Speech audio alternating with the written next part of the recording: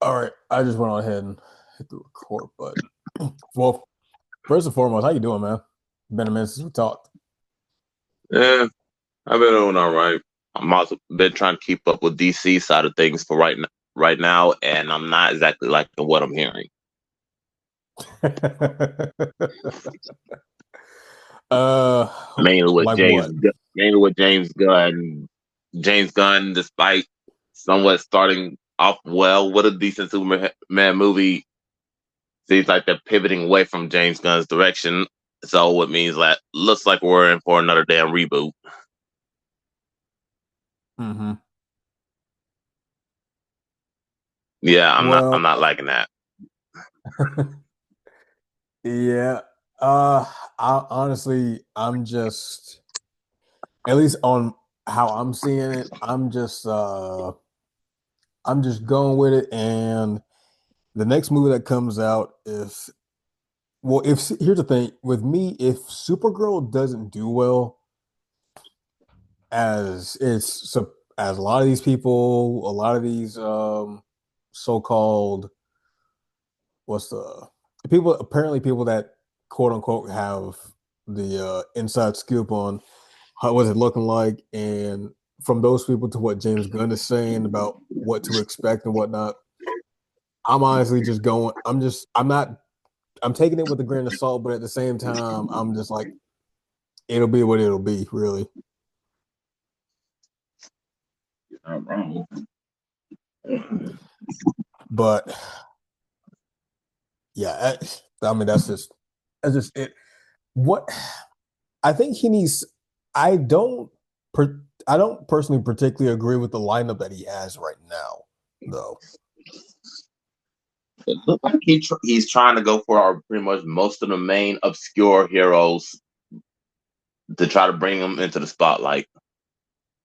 Which I don't have a problem with, but I don't think that shouldn't really be your main focus as of like right now. He's really trying to bring like the C and D list characters, whether they're villains or heroes, into the limelight. Which again, I don't have a problem with, but I I think mean, it's way too soon.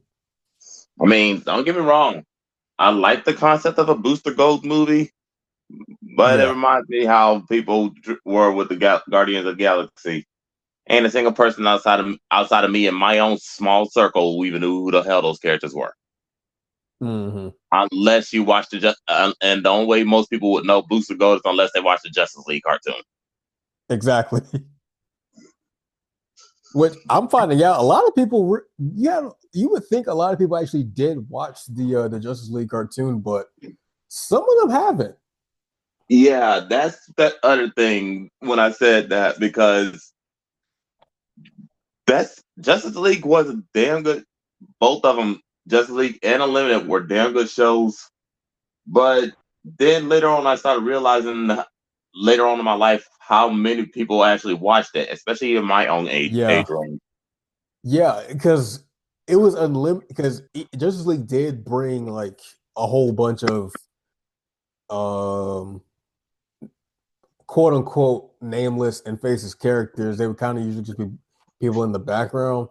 But it was definitely, at least in my opinion, when I watched it, it was definitely unlimited that brought like all of the heroes and villains that you don't necessarily see on a daily basis into the limelight. Yep. Because a lot of people don't even know who Hawk and Dove are. Oh yeah. Yeah. And other people And like, a lot of people uh, are discovering, despite how cool he looks, Captain Atom is a bit of a shit. yeah, people are like finding out who Captain Atom is. Like you just said before, Booster Gold, freaking um, Vixen. A lot of people don't even know Vixen like that either. Uh huh. And I'm like, Which is and I'm like, how do really you? I'm like, heartbreaking. yeah, I'm like, how do you miss Vixen? Yeah, She showed up Vixen is enough just to where heartbreaking people, for me. yeah, I was like, it's kind of she showed up enough in DC property to like you should be able to. I like it's understandable if you forget who she is, but to not know who she is or at least what her powers are is kind of upsetting. Hmm. Uh, But before we, and I oh, go decided, ahead. huh? No, no, you go ahead.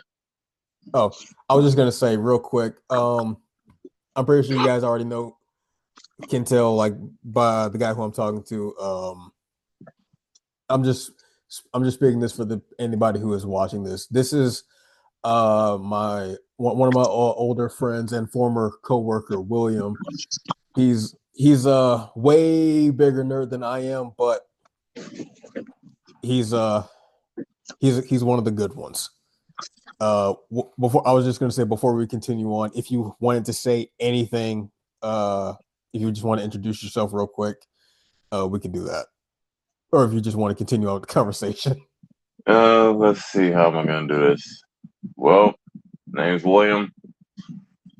I'm a nerd.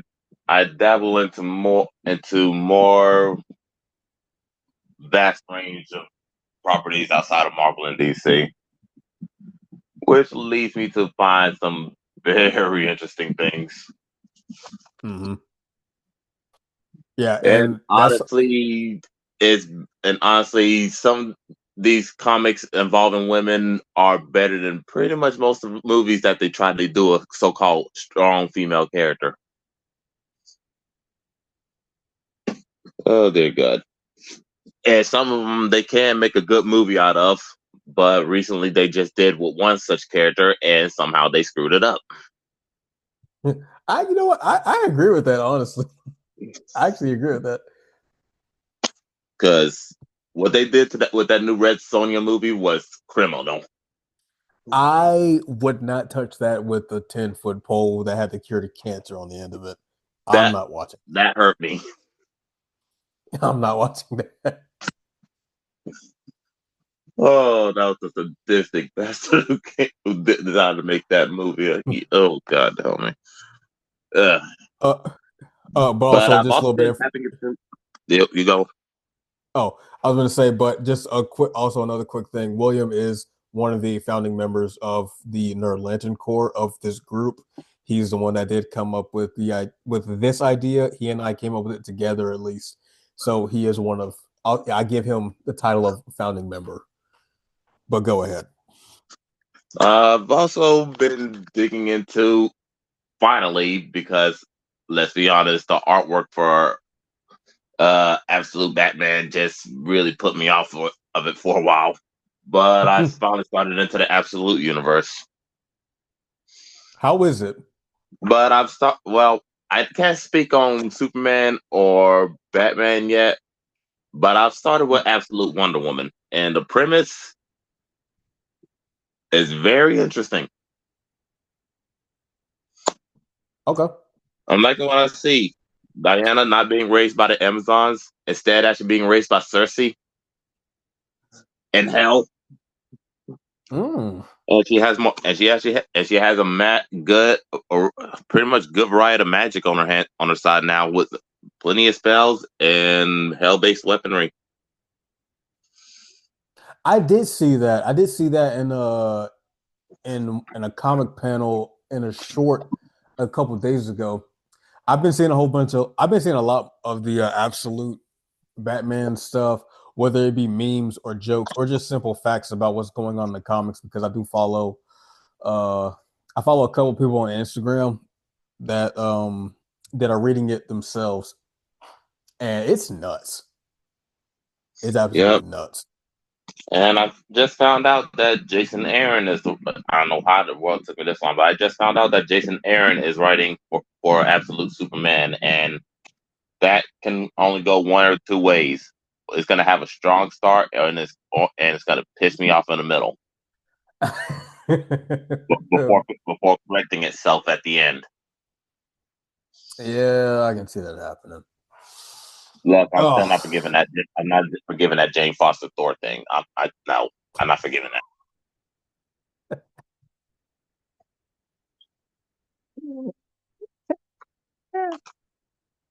oh man. But yeah, as you said before, as far as dabbling outside of Marvel and DC universe, I did make it clear a couple videos ago when I restarted this whole thing was that if this is your first time watching this, to anybody out there, we're not. This isn't strictly a Marvel and DC channel. We will talk about anything that's considered uh anything that's considered nerd, basically, from Marvel to DC to anime to Power Rangers to video games and all that type of good stuff. Comic books, freaking. We'll even talk about if you want to talk about other nerd type of shit, then that again, that's fine. We're here to talk about everything. And because of that, I actually did want to talk to you about the Ghost of Yotei. Look, Did I'm you get a gonna chance to play be that? honest. That shit looks cheap. It because it felt cheap to play it. It really felt. I played it. I finished It, it last week. I figured that was gonna be the case because I saw more videos of the gameplay and somehow it looks less involved than Jin Sakai. And That's because it is. I'm not gonna lie to you. all those weapons, and you couldn't make something that's remotely engaging. Seriously? I it was so. I'm gonna tell you from my point of view. Uh huh. There was some there. I mean, they still kept some elements from the previous from its prequel. Obviously, if you didn't do that, then you're a freaking moron. But what I didn't like what they did was they gave us way too many weapons, way too many throwables, um, too many quick fire weapons. Like it's always one too many. Just one too many melee weapons, one too many quick fire weapons. Like we didn't need all of that. Honestly, could have done with a good two or three and would have been done. I understand that you're going against a dude that's mastered um that's a master of like all these weapons that we're using, including a freaking including the actual gun itself. But I think honestly one weapon could have just been enough, personally.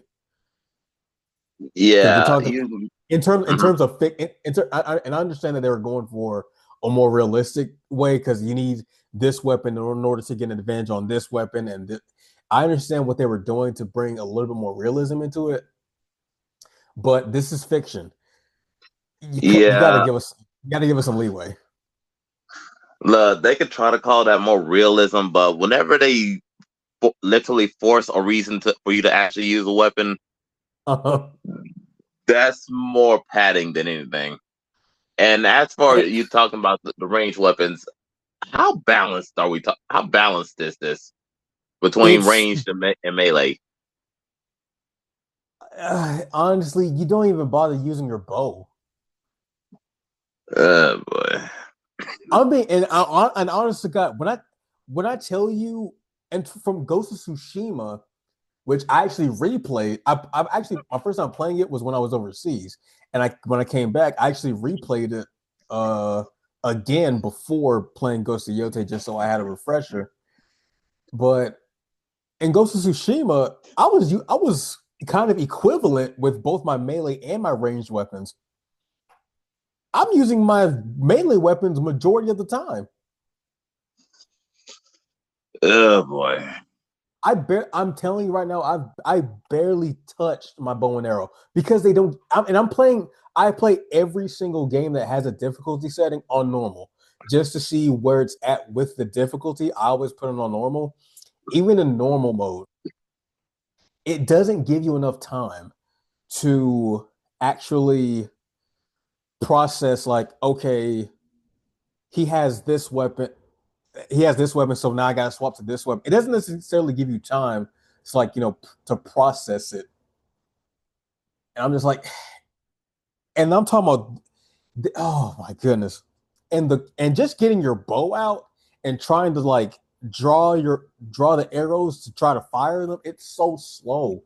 Even when you upgrade your bow, Uh, upgrading like when you up the reload speed, it's not fast enough. It was way uh, faster. It was way faster in Tsushima, way faster.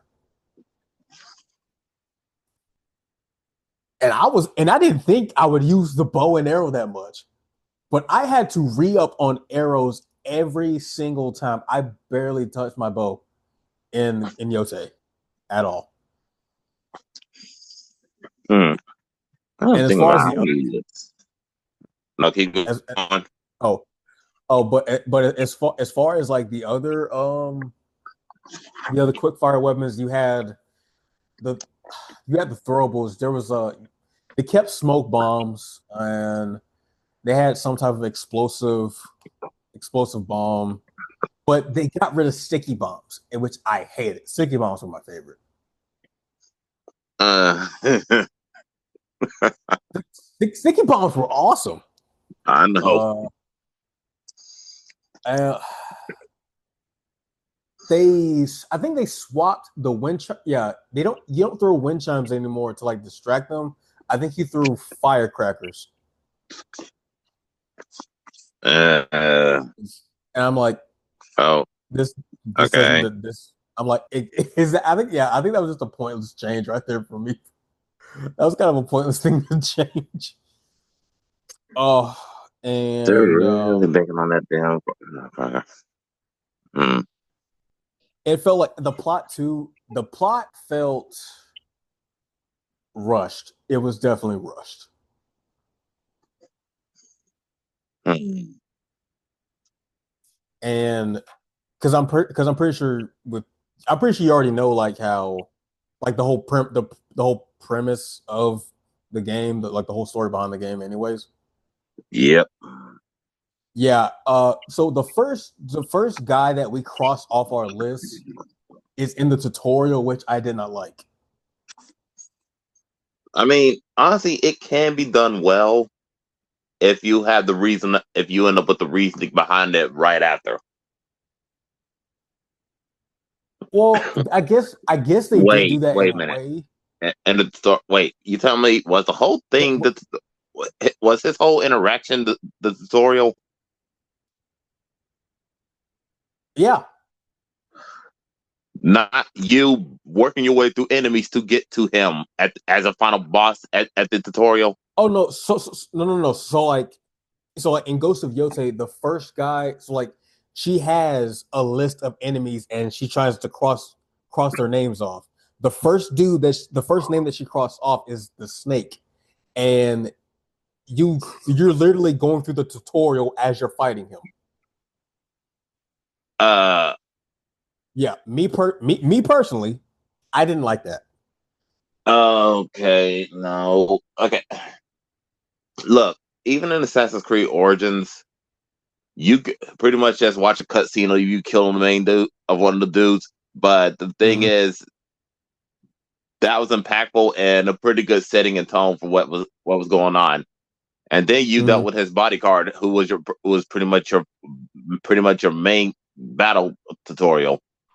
At least until you start getting other shit later on. Right. See, that makes sense because even though you don't personally fight and kill him yourself in Origins, it's pretty much more to set the ground of the situation and the mindset of the character that you're using right then. Uh. But just having the first person that look, I don't mind fighting the first person on the list like that, but just making the whole thing be a tutorial means there shouldn't be any way in hell you lose. And I'd rather you just work your way through a bunch of weak NPC groups of enemies, Yeah. learn the game that way, and then and then you finally get to them, and then take everything you learned Yeah. and use it on them. Exactly. And that's like here's you take out like you take out some onesies and twosies before you get to him, because before you fight him, like you set like this little hut on fire that he was drinking in, like him and the soldiers were drinking in or whatever, and he steps out and then you battle, and then that's when it tells you uh like how to parry, how to dodge, and like unsheathing your weapon, all that crap. I'm like, I'm like, we already crossed off the first guy already. Like, I I kind of wanted a little bit more, but some people were just like, okay, cool, first guy's off the list. That's one less dude I got to worry about. I mean, I get it, but me personally, again, I would have just rather have, like you just said, I want a build up. I want to go through like a small army's worth of men to get to that guy to for me to make it more meaningful. Mm-hmm. That I killed him, and this and one of the names that she crossed off the list, what was it? The Kitsune. She doesn't even kill. Well, here's the thing. Spoilers for anybody that hasn't played it. I understand if times are hard and shit's expensive. I get it. Just letting you know. So there was, I think the next one, the next one she's supposed to supposedly run into is the Kitsune. She's trying to hunt him down, but turns out she meets a lady along the way. Uh, Fast forward to her finding out like that woman that she's traveling with was the first Kitsune all along, and somebody else just took her place. And she symbolically, she still did it, but she symbolically killed the Kitsune, crossed it off the list. I'm like, you didn't even kill her, but she still went on ahead to kill the guy that took her place when it was the woman who was there when her family was killed. She was there. She saw it all happen. She was a part of it. You don't kill her. You befriend her and you kill this other dude. Don't get me wrong. The other guy should have died anyways. But you didn't kill her. Instead, she forgave her. She's going on this. She's the female protagonist is supposed to be going on this forgiveness type of arc in a way. Yeah, not one of those.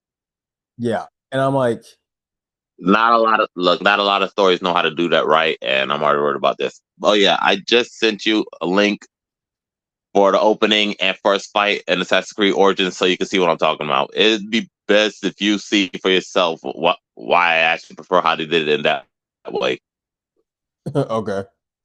It's like 5 minutes, so yeah, it pretty much clears up why I would prefer. They could have done it that way, just not just drop you right out onto the dude. Okay. And the plot was honestly very predictable. There was some stuff where I just kind of immediately called out where, oh, he dies, she's gonna die, and stuff like that. There isn't. You want to know the crazy? There isn't that much. There's not many side characters as there was at least. No, I don't know, not side characters. There wasn't that many side. What's the word I'm looking for? Side missions or What? at least side stories, Uh huh. like in Ghost of Tsushima, and which I'm not gonna lie was a big bonus. I personally like because there was just way too much stuff going on in Ghost of Tsushima. There was like way too much stuff, too many fox dens, too many shrines. Like I can't. Oh my man, too many hot springs.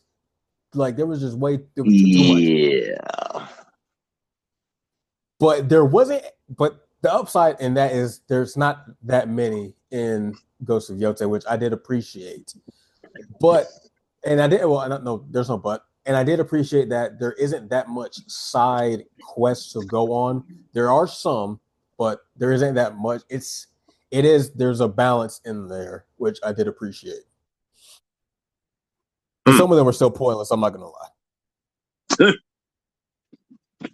I did like the wolf companion that we gained. uh. Okay. Due to the fact that it's a wolf, I'm more inclined to let it slide. Yes, that's literally the only reason. That's the only reason I let it slide because it's a wolf, and we get to actually like kill. We get to kill people together, and it's pretty nice. Okay. Uh, Honestly, I think. Well, I'm pretty sure there's more. I got more gripes about it. Uh, you know about her brother, right? No. You don't. Nope.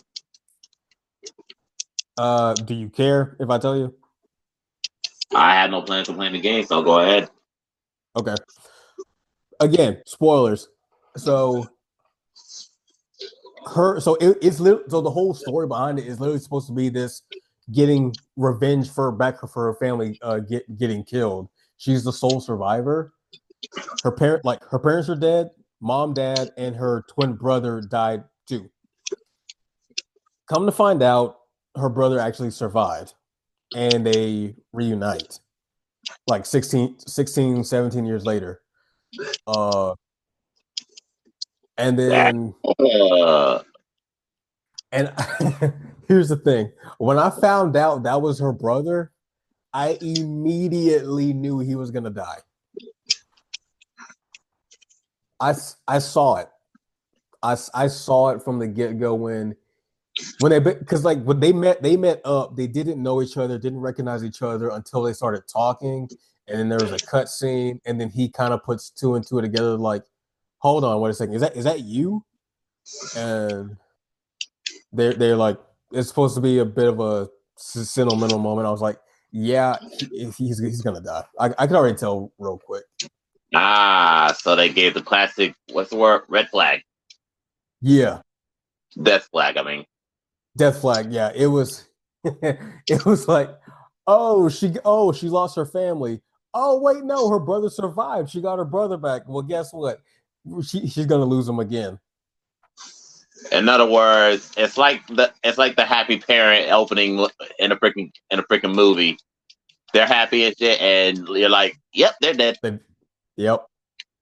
It literally that, but what made me mad about it is he didn't have to die. He really didn't have to die. They waited until we got all the way to the end, all the way to the final boss. She tell like she tells him like run, get your kid, like go, like I got this. He fucking comes back, intervenes, and he gets stabbed. And I'm like, okay, I called it. I'm not even mad. I'm not. If this was supposed to get me to cry or feel some type of way or turn my heart out, it didn't happen because I knew I called it. Honestly, the only brother I gave a damn about in these games that died was what's her name's brother? And Yotei. I mean, in Tsushima. Oh, Taka. Yeah, I felt for that boy. I ain't gonna lie. I did kind of feel a little something, but at the same time, I'm like, dude, you could have like at least ran or something.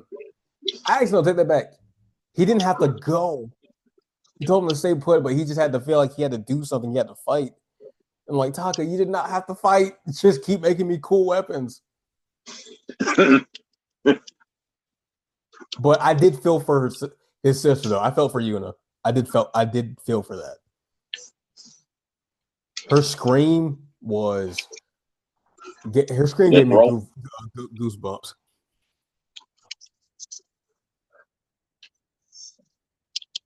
Can't fault you. Ugh.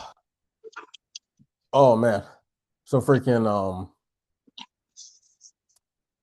shoot, there was something else oh I saw the Fantastic Four movie yesterday. Well, I me figured and you would. yeah, me and Roxanne, dude, man, I was contemplating so hard on watching that movie. Me and Roxanne watched it yesterday. It was okay. It was okay. It's not it's not what we thought it was going to be from what everybody else was saying. The certain changes that they made, it's not necessarily what like they thought it would be. You know, Well, that's not too bad, I guess. it's it's still like there was some stuff I could have just done without, and there was stuff could have just wanted more of, like that whole thing with Johnny. Dude, I'm telling you, I was expecting somebody else. I was not expecting Johnny. I wasn't expecting Johnny Storm, but the guy that the guy that played him, he did a pretty decent job. I mean, It wasn't like honestly, you want to be Johnny Storm. Best way I could describe it is you have to play him like the Top Gun pilot. Hmm. I mean, like he wasn't like. What would you? Okay, I'm gonna ask you. What would you rate? What would you rate Chris Evans' performance as Johnny Storm? He pretty much embodies pretty much the Johnny Storm I remember in the comics. Okay, this the new guy that played him, I forget his name, but would you on a scale of 1 to 10, would you say Chris Evans was basically like a 10, Mm, maybe a nine ish? nine, definitely. Okay, if Chris Evans was a nine, this guy he was probably like a good seven, somewhere between maybe 7.5. Okay, there's room for improvement. Yeah, he wasn't bad. He wasn't like what's the word? He wasn't a complete a hole, but at the same Wait, time, he wasn't like a what's the word? He wasn't like wait a minute. what am I trying to say? How was his agency in the movie? How much of a role did he actually play? How much of a role did he play? Yeah, how was his agency? Um, shoot, everybody in the movie had a fair amount of the same screen time. Okay, and despite how much I genuinely hate the fucker, uh, I, how was Pedro Pascal's Mr. Incredible? Oh, Mr. Fantastic. Yeah, Mr. Fantastic. What the Uh, hell did I say Mr. Fantastic? Damn. I personally, I, I, okay. I'll say this. I'll say he nailed the real he was how do I phrase this? You know how Reed is kind of like already willing to make certain sacrifices without Yeah, necessarily without necessarily thinking about how it makes other people feel. yeah. Does he? But the question is, does he give up that what's the word obsession with discovery and science? Oh, no, he does not. Guess I was expecting too much. It was I I can't think the I don't real test will be when the new Avengers movie comes out. Avengers yeah, because Doom that's when comes out. that's when the next time we're seeing them too. So that'll be the real test to me because the essence of Doom is his rivalry with Richards. Yes. Yes. Oh my goodness. But I just don't see Pascal as when you say Mr. Fantastic, I don't see Pascal. I don't.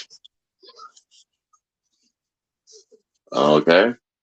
I think honestly, he played Reed as a little bit more of a balanced human being. He's still very intelligent and he's willing to and he kind of shows that side of willing to think about the to at least like think about the certain risks that he doesn't want to take because there's a point in the movie where he thinks about sacrificing his kid for Galactus because that was the whole thing about it. And Sue was Okay, definitely Ron Reed would not even contemplate that in general. yeah, I know. But it's the thing about like it's not that he doesn't want to. It's a part of this plan that involves around him like using his son as bait necessarily. He would never give him up to Galactus. I do know that. It was just part of a plan. You know what I'm saying? Okay. Yeah. But Wait, what the hell is Galactus going there to Earth for anyway? For for Franklin, I mean, maybe I could understand that if he had any clue on the level of what Franklin could do, because he did. in one He in one did. comic, because in one comic, Franklin literally turned him into a ride along toy. Yeah. So, oh, I ain't even. Oh, so like, So Sue, so obviously, like Sue was pregnant with Franklin in the movie. Oh, excuse me. She did give birth to him in the movie, and oh my goodness. Oh, excuse me. She did give birth to him in the movie as well, and but this happened like in space because what happened was Shala Ball, she came down to Earth, was telling people, was like basically warning the people of Earth, Galactus is coming. So they call on the Fantastic Four to be like, "Yo, what are you guys gonna do about it?" They go up into space, figure out where she came from, and then they find Galactus. They actually find him. Galactus does a scan of all four of them, and he sees that Sue's pregnant with Franklin, and he sees the cosmic energy that's within him, and basically saying, "Give me your kid, and I'll." He's basically like, "Give me your kid, and I'll spare the Earth." And they're like, "No." So they go home, and that causes Galactus to follow them back to Earth. They just go into space Yeah, and just find Galactus. there's some work to be done. Reed finds certain traces because of due to the other planets that Shala Ball has been to.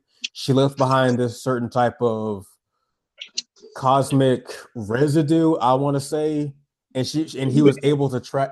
He was able to like track her to where a certain point to where like they were in apparently in the universe. Oh, you mean the power cosmic? Yeah, but it wasn't necessarily called the power cosmic, but basically that. She Okay. basically, yeah, she just left behind a certain trace that he was able to be like pick up. Okay, she was at this planet. She was at this planet. She was at this planet. It was like a she just left a trail basically. Okay. Yeah. Oh, Uh well, that's gonna be something. Oh, and they need to replace Bruce Banner's actor. Mark Ruffalo's turned it. I don't know what in the hell happened to that man. Holy merciful Buddha, what in the hell happened to him? What happened to him? What happened to Mark? Like, we are seriously talking. We're talking Trump derangement syndrome on another level. Really? It's actually bad.